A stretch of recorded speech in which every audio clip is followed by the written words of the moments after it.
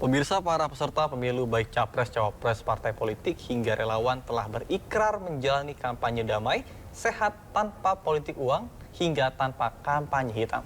Namun pemilu 2024 tengah dibayang-bayangi ancaman kampanye hitam yang lebih canggih.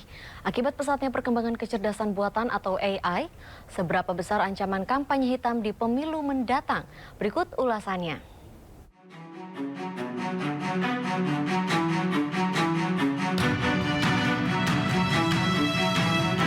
Pemirsa, masa kampanye pemilu telah dimulai. Deklarasi kampanye damai telah diikrarkan para peserta pemilu termasuk capres dan cawapres. Namun black campaign masih disebut menjadi ancaman pada pemilu kali ini, terlebih di era kemajuan teknologi seperti AI. Lalu apa kata fakta?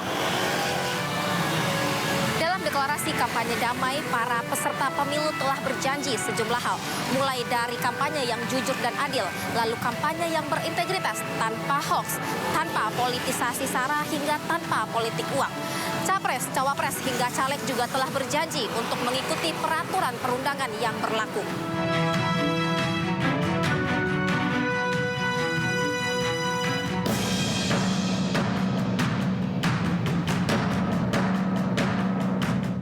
Ada komitmen yang dinyatakan para peserta pemilu untuk bersama-sama melaksanakan pemilu yang sehat, melaksanakan kampanye yang sehat, tidak saling mengumbar kenegatifan lawan politiknya, tapi mempromosikan dirinya, menunjukkan hal-hal baik dirinya.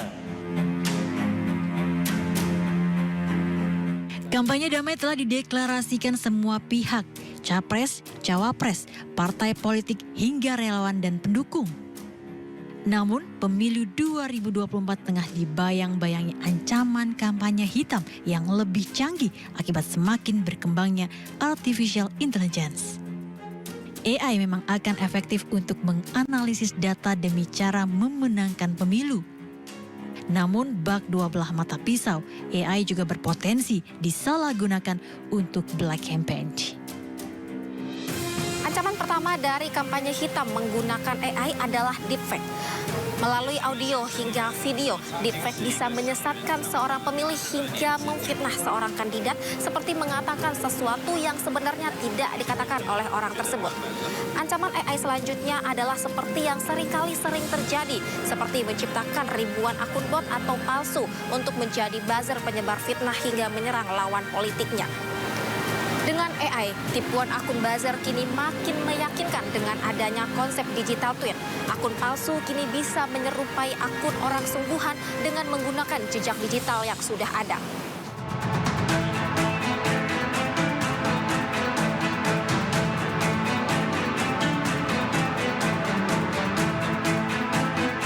Menjelang pemilu 2024, kira-kira sejak 2 tahun yang lalu itu kreativitas untuk uji coba itu mulai bermunculan. Juga terbukti pemilu Amerika, Filipina itu tidak lepas dari penggunaan artificial intelligence untuk black campaign. Ya, deepfake itu adalah salah satu bentuk teknologi yang berbasis artificial intelligence yang mengimitasi, yang mampu menirukan suara seseorang, gerak tubuh, mimik muka, intonasi.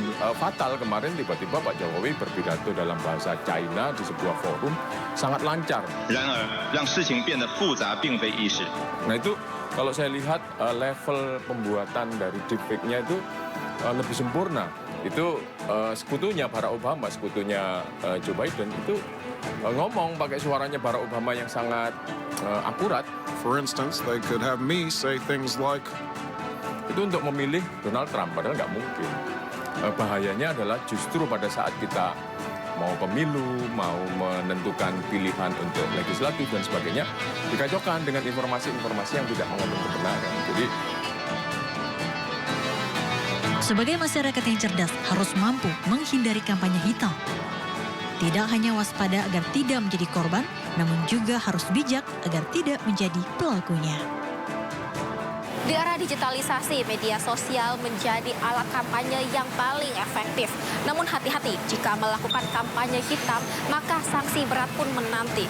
Pertama, dapat dijerat Undang-Undang tentang ITE dengan membawa topik sengaja mengadu domba suku, ras, agama, antar golongan dapat dikenakan hukuman penjara selama 6 tahun dan atau denda sebesar 1 miliar rupiah.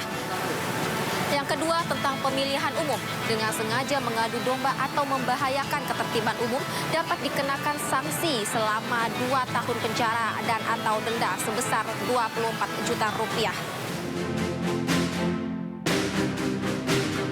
Selama bulan November ini setidaknya ada lebih dari 1 isu hoaks pemilu yang beredar setiap harinya. Dari bulan Juli hingga November 2023, Kemkominfo menemukan 96 isu hoaks pemilu yang tersebar di 355 konten. 290 konten telah ditutup, 65 konten lainnya masih dalam proses. Karena berbagai konten negatif mulai dari konten mengandung hoax hingga ujaran kebencian akibat perbedaan pilihan sudah banyak ditemui dan tentunya mengancam persatuan kita. Seperti arahan yang disampaikan Pak Presiden Joko Widodo, kita cuma 3 nih, hoax, kabar bohong, ujaran kebencian, dan ketiga yang merendahkan orang lain.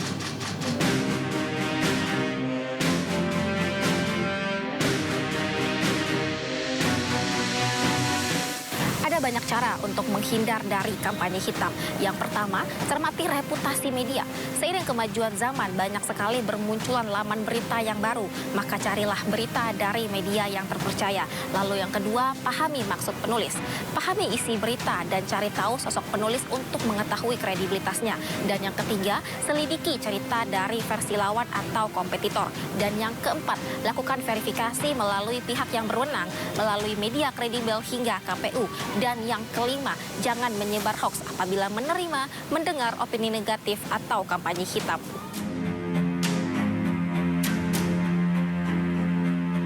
Fenomena yang telah terjadi di Indonesia, kampanye hitam dilakukan buzzer politik yang beroperasi menggunakan akun-akun palsu atau anonim.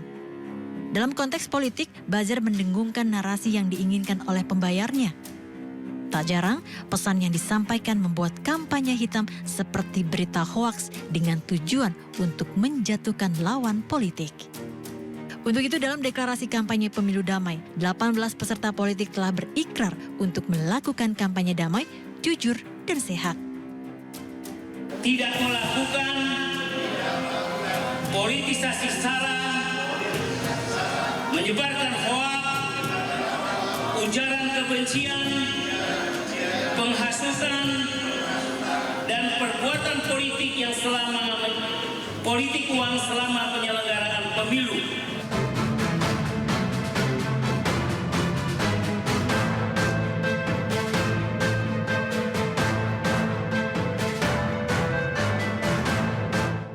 Deklarasi pemilu damai tidak boleh hanya menjadi slogan, karena faktanya tiap pemilu berlangsung selalu saja ada pihak yang melakukan kampanye hitam. Terlebih saat ini tantangannya lebih berat, yakni harus menangkal black campaign menggunakan artificial intelligence. Saya Distia Rifa dan juru kamera Jamie Yasin. Sampai jumpa di Apa Kata Fakta berikutnya.